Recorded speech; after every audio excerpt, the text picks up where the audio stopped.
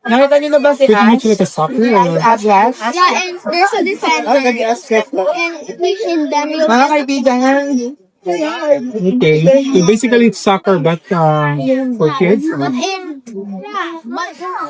football in Spanish.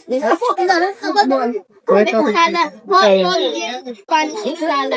So that's in Oh, years oh, I get it now. So it's okay to play for it indoors? yeah. Okay, now I get it. Wow, nice. meron po, anak. You can play it as well. Okay, how many of your friends play that? How many of your friends play football? Meron sa parents ko, anak. But it's something that you really, really like? Oh, wow, you got lots of friends, huh? Yeah, but French actually.